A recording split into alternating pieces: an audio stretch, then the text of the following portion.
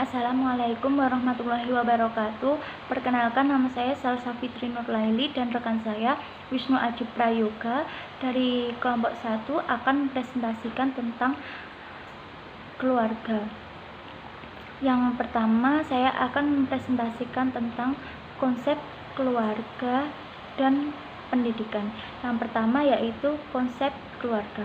Keluarga adalah sekumpulan orang yang dihubungkan oleh perkawinan, adopsi, dan kelahiran yang bertujuan untuk menciptakan dan mempertahankan budaya umum, meningkatkan perkembangan fisik, mental, emosional, dan sosial dari individu-individu yang ada di dalamnya, terlihat dari pola interaksi yang saling ketergantungan untuk mencapai tujuan bersama.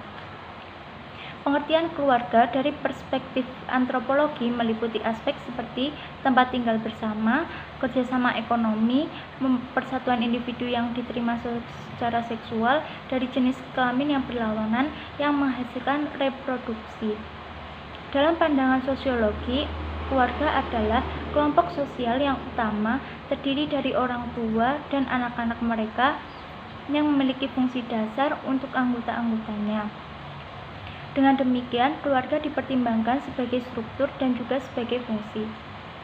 Jadi dapat disimpulkan bahwa keluarga adalah unit sosial ekonomi terkecil dalam suatu masyarakat yang merupakan landasan dasar dari semua institusi yang merupakan kelompok primer yang terdiri dari 2 atau lebih orang yang memiliki jaringan interaksi yang interpersonal, hubungan darah, hubungan perkawinan, dan adopsi. Yang kedua yaitu konsep pendidikan. Pendidikan sebagai usaha membina dan mengembangkan pribadi manusia, aspek rohaniah dan jasmaniah juga harus berlangsung secara bertahap. Oleh karena itu, suatu kematangan yang bertitik akhir pada optimalisasi perkembangan atau pertumbuhan dapat tercapai bila mana berlangsung proses demi proses ke arah tujuan akhir perkembangan dan pertumbuhannya. Di dalam Undang-Undang Nomor 2 Tahun 1989 tentang Sistem Pendidikan Nasional, Pasal 1 dijelaskan bahwa pendidikan adalah usaha sadar untuk menyiapkan peserta didik melalui kegiatan bimbingan, pengajaran, dan pelatihan bagi perannya di masa yang akan mendatang. Jadi, dari beberapa pengertian pendidikan di atas, maka dapat disimpulkan apa yang dimaksud dengan pendidikan adalah transformasi ke knowledge, budaya, serta sekaligus nilai-nilai yang berkembang pada suatu generasi agar dapat ditransformasikan kepada generasi-generasi berikutnya untuk menjadi pribadi yang siap terjun ke masyarakat serta menjadi orang tua yang bisa bermanfaat bagi orang sekitarnya kelak. Dan yang ketiga yaitu peranan keluarga dalam mendidik anak. Peranan keluarga merupakan suatu keikutsertaan dan keterlibatan anggota keluarga, terutama orang tua, secara langsung dalam mendidik anaknya, baik dengan melindungi dan membimbingnya dalam belajar. Peranan keluarga dalam mendidik anaknya tidak hanya memberikan sebatas pendidikan saja atau memberikan uang yang cukup, tetapi juga dengan bimbingan dari orang tua dan memberikan perhatian, kasih sayang, kepedulian, dan dukungan dari anggota keluarga. Hubungan antara keluarga dengan anak harus terjalin dengan baik demi keberhasilan anak dengan perhatian dan kasih sayang yang cukup. Peranan keluarga dalam mendidik anaknya diantaranya: 1. Memelihara dan membesarkannya.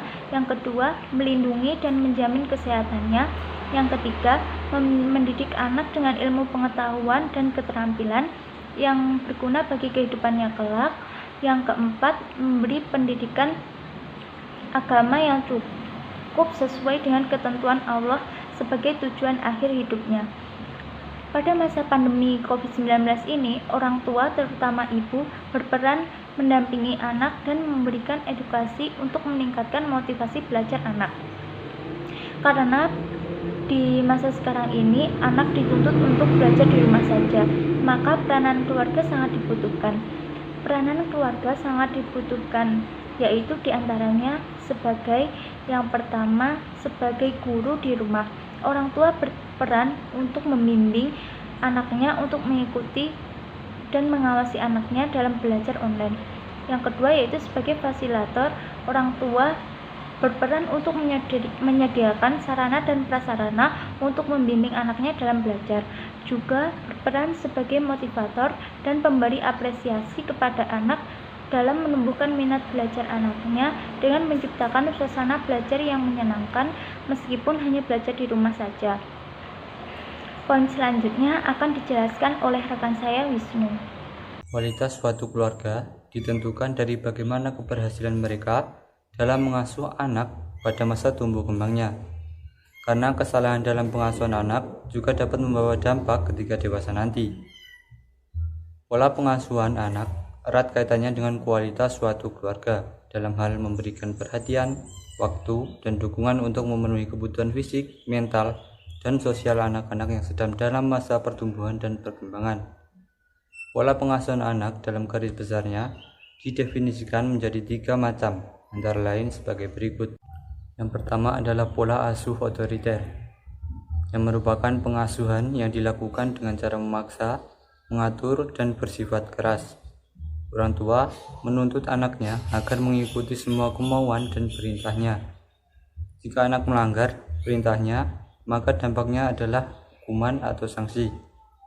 Pola asuh otoriter dapat memberikan dampak negatif pada perkembangan psikologi anak. Oleh karena itu, tipe pola asuh otoriter tidak dianjurkan. Yang kedua adalah pola asuh permisif. Pola asuh permisif dilakukan dengan memberikan kebebasan terhadap anak. Anak bebas melakukan apapun sesuka hatinya, sedangkan orang tua kurang peduli terhadap perkembangan anak. Pola pengasuhan anak yang seperti ini akan menghasilkan anak-anak yang kurang memiliki kompetensi sosial karena adanya kontrol diri yang kurang. Yang ketiga adalah pola asuh demokratis.